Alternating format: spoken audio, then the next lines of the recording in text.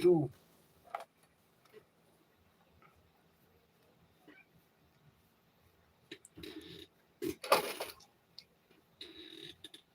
Check 1 2, check 1 2, check 1 2, check 1 2.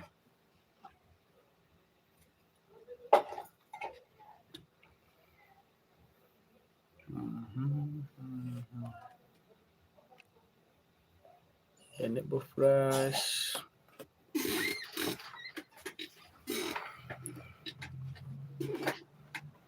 Yes, Murimuta Uganda, and it's time we are here together. Let's chat. Let's chat.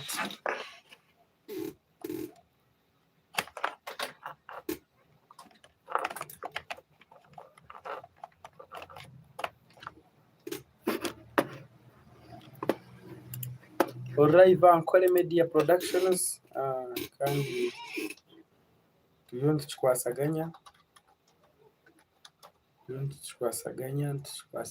tugezaho kukiteza live and clear, kandi rizaniye nambasha tuganire hamwe ari ikintu kibakwita Ankole, nyenda tuganire hamwe akintu kibakwita Ankole Kingdom, aho bwawe ni bushangwa kandi juka oine DM Swaga promoter kandi oguri promoter ngomba manu mbaxing mu Western Uganda. Tubanze kufutera Ankole Media Uganda, twine Beazin ZJ, twine Richard Selector, twine Dr. Justoroje, twine Bowazi kukunda kwe MZD n'abandi bingi bunanga butukora nabo.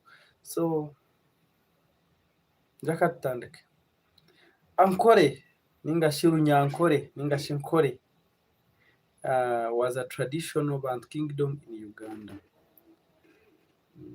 The kingdom is located in south-western Uganda, east of Lake Edward. It was ruled by monarch known as the Mugabe or Omugabe. So Abanyankole no bari abakabwo muri Bantu, tradition ni Bantu kingdom muri Uganda, kandi bano bashanga mu southwestern Uganda, east of Lake Edward. So kandi Anchorage ekana yembegwa Omugabe ningashi Mugabe, kandi ubukamo bakija babwiye aho kumugwena kaga na mushanju ubukamo bukaba abolished. Government ya Milton Obote niyo yazeta ubugabo bwine kurugaho, so kumugwena kaga na mushanju abantu babuze ubugabo bwarugaho kumugwena kaga na mushanju, kandi kwihobwe ubugabo bwa Ankole tibukagarukaho ga officially. So the people of Ankole, abantu ba Ankole ni babeta Abanyankole, kandi yabajyomwe n'abantu bamwita Munyankole. So in Runyankole language, Abantu language. So n'abantu bajangu Banyankole if there are many, and then Munyankole if you are one. Kandi 2025 October kumugwenda emwe ubwaye bwa Ankole bukakwatagana n'abajungu basayininga endagano Protectorate of Uganda, rukaba ruri 11. Because of the reorganization of the country by Idi Amin, Ankole no longer exists as an administrative unit. It's divided into 10 districts, namely Bushenyi. So Idi Amin, the way ishaka jati no Ankole jikatu jisharimo. So Ankole kije yashazwamo Idi Amin niwe yashazire mu Ankole kandi akajata let me divide it. Idi Amin dada kwishira niwe yagihireho bakasharamo Bushenyi district, bakiyamo Buhweju, bakiyamo Mitoma, Rubirizi, Shema, Ntungamo, Mbarara, Kiruhura, Ibanda and Isingiro. So njano ukirebe Ankole iza kubereka no kumanyisa ubwayo naki in fact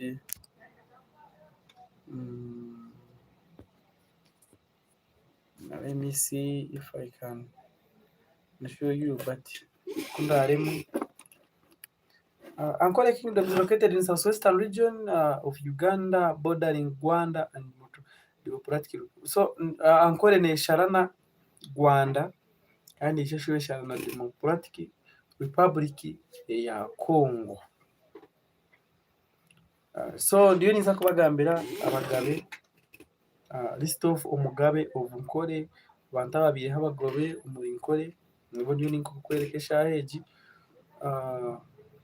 Ruhindi late 15th century, Nkuba late 15th century, Nyaika early 16th century, Ntare mid 16th century, Rushango late 16th century, Ntare 2 late 16th century, early 17th century, Ntare 3 mid 17th century, Kasasira late 17th century, Chitira late 17th century, Rumonge late 17th century, Mirindi late 17th century, Ntare 5 rukumo gwenda cyenda rukumi orukaga cyenda na mwenda kuza rukumo rushanja abiri na mushanju, Machwa rukumo rushanju abiri na mushanju kuza rukumo rushanja 5 Rwabirere rukumo rushanju 5 kuza rukumo rushanju 8 Kahaya urukumo rushanju 8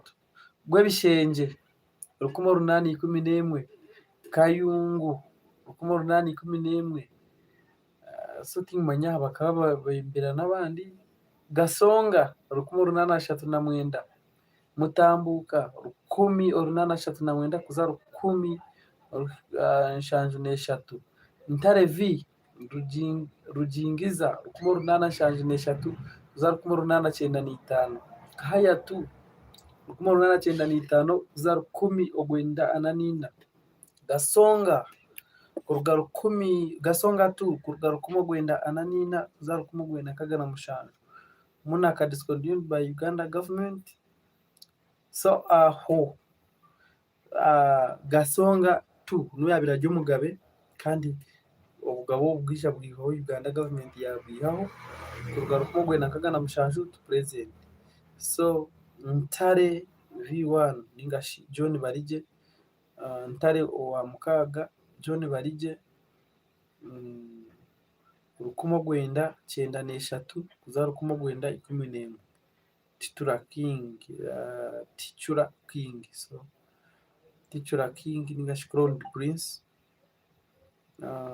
Then hija harugaho Ntare nora rukumo gwenda 9 government kagiya ukonkaba naba mwene kushanga ngugu no yashimire kuba nabawe ningashoboye no Ntare John Barije ngombe kejya Barije mugabe kuruga rukumo gwenda 9 kuze 2011. Then Charles Rwebishenge niwe Prince wakwe nabo mugabe.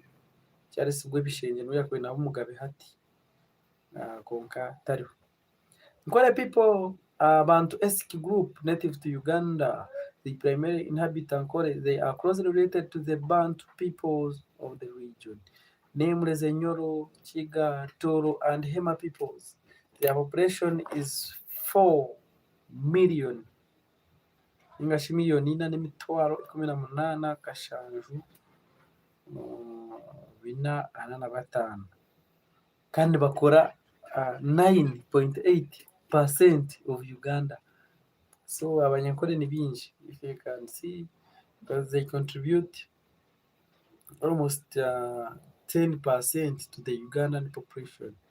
There are several names they are referred to as they include as following: Ankore, Ankore, Manyankore, Banyankore, Nkoris, Nkore, Nyankore, Nyankore, Onyankore, Runyankore, Runyankore, Uruyankore, Uruyankore. The Nkore speak Orunyankore, a Great Lakes Bantu language in Orunyankore, and they were estimated of 2.3 million native speakers in 2002.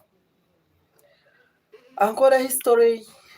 Yes, Ankore history kandi ubwo ine DM Swaga kandi Rworugira Gecho ni chief historian kozi nkabasa gukora points mukaga asinya 6 omu history kandi ya African nationalism ningashi history iri kwata ari Africa. So if you are watching me, you are with the right person, and I'm going to give you right notes, right history. You have to know and the information we really want to know. And if you want to advertise with us, just tap on us 075 422 9001. Let's go. Let's chat. Beir and Bahima clans. Banyankole trace their ancestors back to the Beir and the Bahima. Musono langu kunu hariya Duncan ibiri. Hariyo Bahima kandi na Nabiru. Kandi nanabagambiye kingdom abolished obukama bakabwira kumugwe nakaga na mushanju government niyo yabwire ya Milton Obote. Countries ninga shamashaza agarankore na nyabagambire haro Kashari Isingiro Gwampara Nyabusozi Ibanda Shema Kajara Nyaruguru Igara Buhweju konkati nkamasaza gaminje bire district cause Gwampara is now district, Kashari is now district, Shema so nurangwe binje na byabire district. Nkore kalenda ningashi kalenda yankore ningashi kalenda y'obunyankore tubanza na biruru niko kwezi bwo kubanza kwa kabiri ni Katambuga, kwa kashatu ni Katumba, Nyayikoma, Cyabahezi, Kahingo, Nyayirungwe, Kamena, Kicuransi, Kashwa, Musenende, Muzimbezi. So wanda kumanya binji are ankore ningashi ankore region no basaku following ankore media cause nitwa ntongera kuretera binji munonga bahereza twine binji tongera kuretera bintu binji kandi birakushemeze nebirakombeke na history yensi yawe kandi ngambira ngo oyine DM Swaga promoter kandi promoter wa mani. So next time niza kubarabira mu binashomere nyine cause I'm a graduate with economics degree, economics and management degree. Kandi inashomere munonga aho niza kwa nimba to mu economics abakunde gesete kugira ngo how to be rich, how to be what, how to be successful. I'll be bringing you more about this because economics is a branch of knowledge concerned with production, consumption, and transfer of wealth. The definition of region, but for us, the best definition in economics is how to use what you have, the little thing that you have, how to use it and satisfy your needs. How can you use? How can you win? How can you? How can you progress? How can you use the resources that you have to get what you don't have? To me, that's how I can find economics. But it is a social science that studies how people interact with value, in particular the production, distribution, and consumption of goods and services. Economics focuses on behavior and interactions of economic agents and how economies work. Egera ningwa nimbikuretera hariho choice, hariho ibintu bishatu. There is choice, opportunity cost. The example. I'll bring you more, but there is choice.